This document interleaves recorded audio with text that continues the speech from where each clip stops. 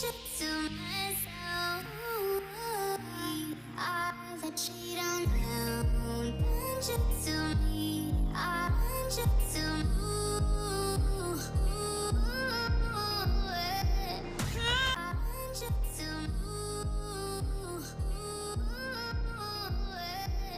guys, welcome back to my channel. Today we're doing something that I've done before. This is the part 2 of the unpopular opinions that I did in the last video, and it was a fun video for me to film, and I really enjoyed myself, and I hope that you guys did too. So today I'm going to be doing the part 2 and just giving my own opinion, sharing my own point of view, and just having a good time with you guys. So as usual, I have them written down here because once again, I'm filming with my phone. So I have them written down here and I'll be reading them out from this book, and let's jump right straight into it. So the first one here is making the bed is a pointless chore. I don't think so. Personally, I don't think so, because there's just something about waking up in the morning and making your bed. Like they say, a clean room is a clear mind. So there's just something about waking up and making your bed that just makes you feel more productive. Except maybe you're ill or you're sick or you have plans of staying in bed all day. But if you have like you're working from home or you have other things to do during the day at home, just waking up and getting your bed like made, just it makes a whole lot of difference. So I don't think that is a pointless chore.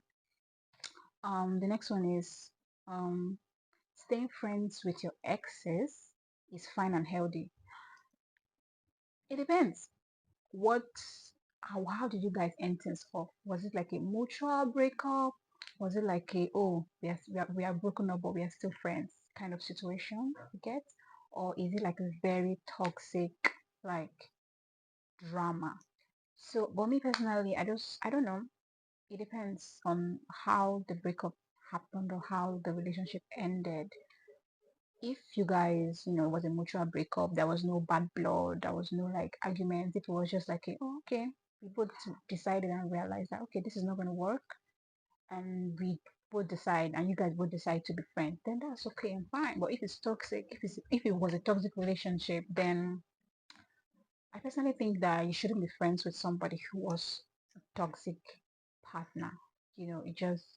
It brings a lot of bad blood and bad habits into your present relationship, you know. But I guess other people might have different opinions, especially if you're so close with this your ex that it is affecting your current relationship, then that is the problem. But if you guys are just platonic friends, you guys are just, oh hi, like very, very like respectful, then that's not an issue. So I you don't need a college degree to get a job. Well, yes, you technically don't need a college degree to get a job. There are skills you can learn, or as they call it here, handwork that you can use to sustain yourself. So if you have the money, you can afford going to college, then please go to college. Go to school, please. But if for whatever reason you cannot afford, or you do not see the need, maybe your career path or the line that you're trying to toe doesn't necessarily need like a degree, then go for it, please. Just pursue your dreams and keep keep pushing. The next one here is there is no point in having a social media profile or social media account. I know people who are not social media freaks. I know people who do not use any social media. The only form of social media they use is just WhatsApp, and it's mostly for just for the fact of, oh, let me just communicate, or in case someone sent a message. But in actual social media, I know people who don't care about social media. So it's based on choice, right? If you see the need to use social media, then you use social media. As someone who is trying to make it on social media, I'm on social media, right? Because I have a reason why I want to be on social media. But if you don't have any reason, you don't really like care so much about social media, then there will be no point having a social media account if you don't intend to use it, or if you don't see any need for it. So I guess it can be right and wrong depending on how you see it. And once again, guys, I'm sorry for the cock that is crowing. I really don't know. I just I don't understand it. Buying stylish clothes for babies is a waste of money.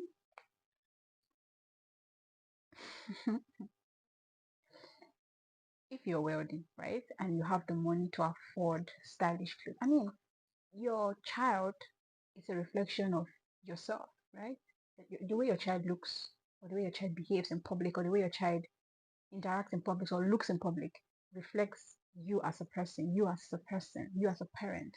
So yes, by all means, if you can afford stylish clothes, please afford stylish clothes for your child or your babies. I mean, I guess it feels a little bit like wasteful because babies grow out of their dresses quite quickly. But I mean, if you have family members or you have plans of having children, other children, then of course it won't necessarily be a waste because you keep it and then use for the next child, when they're still babies, or you can give it out to a family member or relative or something. So technically, it's not waste.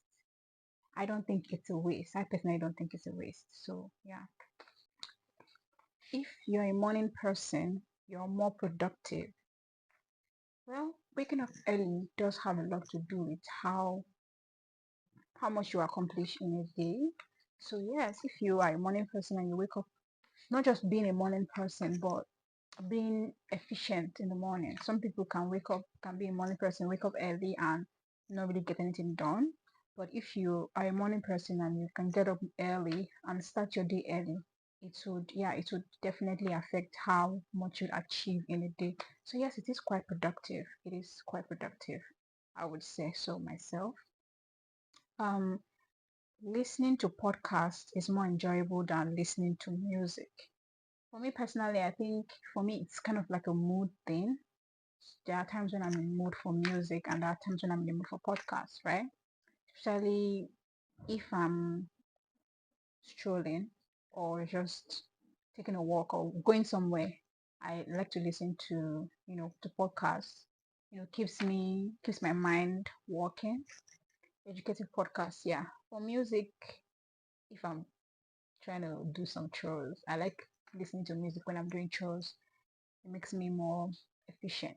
I work faster when I'm listening to music. It just gives me some kind of energy. I don't know what it's about, but it gives me some kind of energy and I just up and just do all the things I need to do without even thinking how much I've done or how far I've gone. So for me personally, it's kind of like a mood thing. I wouldn't say any is more enjoyable than others, but I guess it's preference, goes to preference, and this was someone's opinion. So I guess to them, podcasts are more enjoyable than music. But for me personally, I think it's kind of like a mood thing. Depends on the mood that I'm in. So yeah, I would say so. Watermelon has absolutely no flavor. I don't even know. Me personally, I don't even know what watermelon tastes like. Like, what does watermelon taste like? It tastes like watermelon, right? Well, I guess you can say it doesn't really have like a flavor. It tastes like what it should taste like. Watermelon tastes like what it should taste like. But some people say it tastes like just like biting into like water, like basically like mushy water. But it's healthy. So just it's good for hydration. So eat your watermelon. But it doesn't really have like if you're looking for something more flavorful, then I would say watermelon is not for you. Maybe you should try something else like pineapple, oranges, maybe banana. So yeah. Um, the next one here is people pay too much attention to other people's business. Yes, I think so. People are nosy, right? Everybody is looking for some kind of stimulation, gist, gossip. So people are always into other people's business. I do not recommend. Please mind your business, right? Mind your business, stay in your lane, but it will not stop people from being in your business or trying to know, figure out, oh, who is this person? Like, what does she do? What does he do? Like, just all of in people's business, wanting to know people's life and lifestyle. So it's something you cannot avoid, especially if you're in social media. People would always want to know, you know, always want to be in your business, always want to find out what you're up to, what you're doing, what you're not doing, and all of that. So if you're not caught up for it, then I guess you should avoid social media. But in day-to-day life too, apart from social media, people are still in people's business, like where you live, the area where you live, or the church you go to, or places your workplace. People, people are curious, I guess. I mean, well, they always say people don't talk about you, then you can finish that quote yourself. The next one, anything is better than going to the gym. Well, for me personally, I work out at home, right? I won't say that I am an introvert, but I'm an ambivert, right? I'm in between in being an introvert and an extrovert. So just the idea of going to a public place and working out just doesn't do it for me personally. This is my opinion, right? Just doesn't do it for me. I prefer to work out in the comfort of my home, where nobody can see me gasping for air.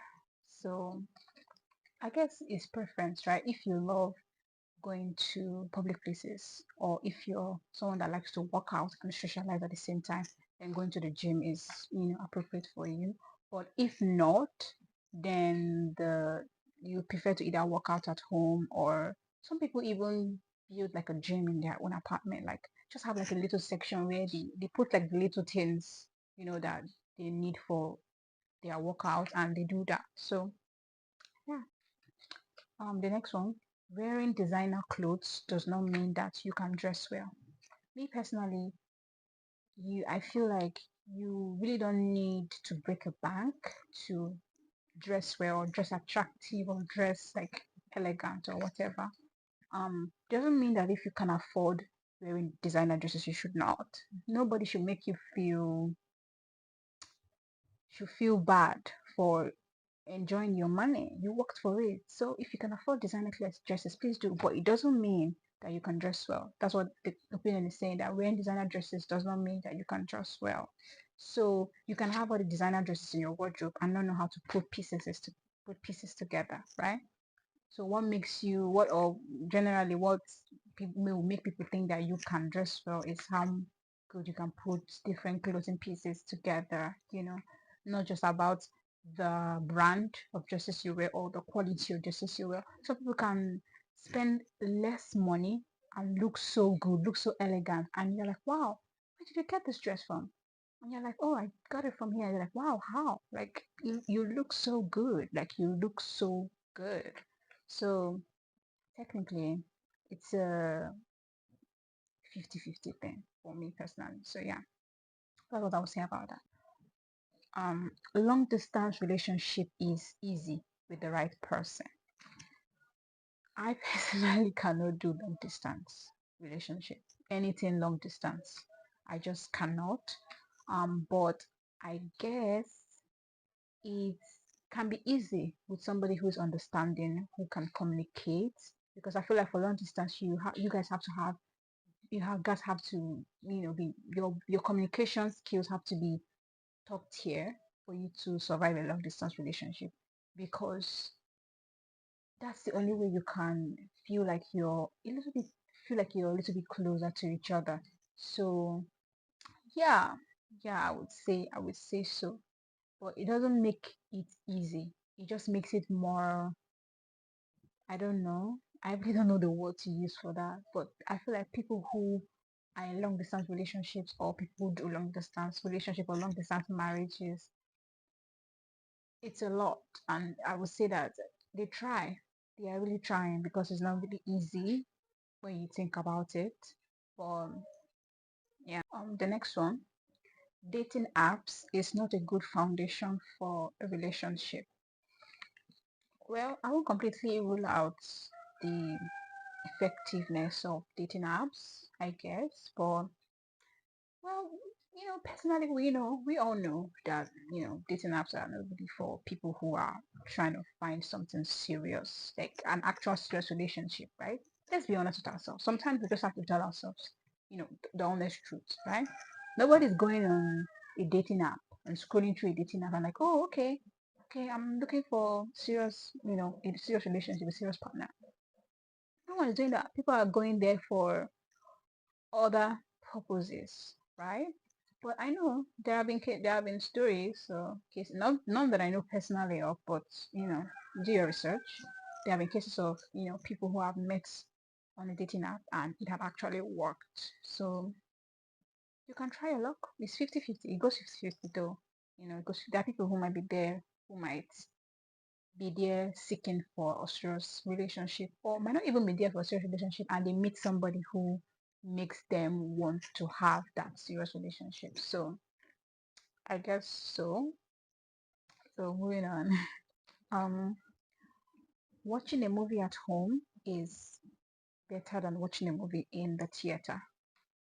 I would say it's better.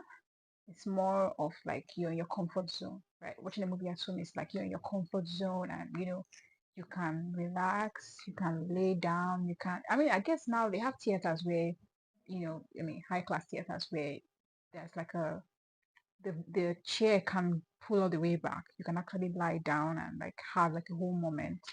But for us who have a little bit of, introversy in us, watching movies at home is our comfort zone. Like we prefer to watch movies at home. So I, I think it depends. And again, if I mean I would enjoy watching a movie in the theater if I'm going out with friends, right? We're going out, or going out with somebody, not just alone. If I want to watch a movie alone, I would rather watch it, at home.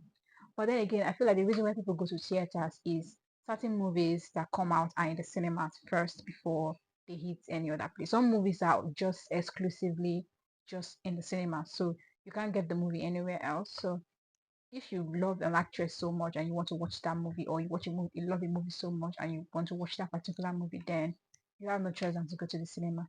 It doesn't really matter, you know, your comfort zone or not. If you really love the movie so much, then I think you would go to the cinema if it's in the cinema alone or it will be in the cinema for a while. So yeah, concerts are a waste of money. Just watch YouTube or music videos or YouTube music videos. Well, if you have the money to go for concerts, please do go, right? It's the feeling of going to a live concert where you get to see um your favorite celebrity.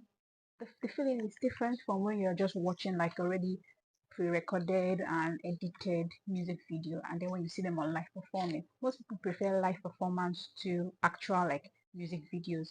So personally, I don't think it's a waste of money. If you have the money and if you can afford it, please do go. The next one here is not every couple needs to have children. This is a very sensitive topic, so I'm not going to say much about it. Um, me as a person, I think that not everybody is cut out to be a parent, you know. Not everybody's cut out to be like a parent. It takes a lot of emotional, mental, and just like physical strength to be able to be a parent, not just a parent, but a good parent, be the mother or a father, you know. So if you decide as a person and you've looked inwards and you know that I do not have the capacity, I do not have the mental capacity or the psychological capacity or even the physical strength to bear children, or raise children, there's nothing wrong with it. I feel like society has made it feel like, you know, children is a necessity, like it's very important in a marriage. Yes, it is. It shows the love that, you as a couple share, but there's a lot of work that goes into parenting. I know that people in Nigeria will be like, oh, you always figure it out. Our parents, nobody taught them about parenting. They figured it out. Well, that's why we have a lot of, children who have a lot of issues, daddy issues, mommy issues. So if you know you don't have the capacity, the mental capacity to bear children or raise children, please don't. Please don't. Save the world from another endless stream of, I don't want to say the word, but you know what I'm talking about. People care more about their wedding than they care about their marriage in our generation now. I don't really know what is eating up our society and making just, well, I guess you can only see what you see online, I guess, but it just sometimes the things you read online can just make you have like it makes you be in deep thought and you just think so much about a lot of things. But technically, people are more like concerned about what their wedding looks like, what people will say about their wedding, the kind of dresses they wear to their on their wedding day, the venue, like every other thing aside from the work they would put into their marriage or what it even means to be married. Some people don't even think about what does it even mean for us to say that we are married now. What does it really mean? They're just more about oh the wedding, oh this, oh that, oh who will I invite, oh the bridal shower list, the this, the that, the food, the caterers, this and that. You're not really thinking of wow this is a big because for me, I'm speaking for me because this is me, right? If I was planning a wedding, let's say I was planning a wedding, right? I would be so deep in thought because I would think far and wide because I am an overthinker, right? I'm going to be thinking, wow, what does it even mean to be married? What's our marriage even gonna look like? Like I will be praying to God that I'm even able to, be the kind of wife that I want to be or the kind of partner that I want to be, right? I won't even be thinking about the actual like celebration because it's a celebration, right? The wedding and all of that. I will be thinking more of, the aftermath after the wedding, then what next, right? The marriage, the the whole the whole thing about marriage. For me, I'll be thinking about that. Well, if you're getting married, think more about what your marriage would look like, or the kind of marriage you want to have, or the kind of wife you want to be, or the kind of husband you want to be. Praying to God to help you, give you the grace to be you know, a good partner. Just because someone says I love you does not mean that you're forced to say it back. I totally agree, right? The fact that someone says that they love you, which they might mean, does not necessarily mean that you should say it back. I just feel like the word I love you should not be a word that you should just use for the sake of using it. You should use it when you really mean it because there are a lot of people who cling to things so much and they think about things a lot. So you just train the word here and there when you don't really, especially if someone tells you that from their heart of hearts and they really mean it and you're just like, oh, I love you. And you don't, like deep down, you know that you don't, then that's wrong. That's playing on people's emotions. It's better you tell them upfront and playing that. Oh, I respect and I understand the fact that you love me, but I personally do not think that I love you as much as you love me. Just get it over and with, right?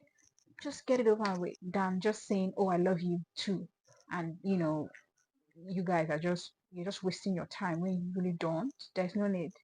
There's really no point doing that and wasting your time and your energy and your resources. So, um, if you give up, it means you never wanted it.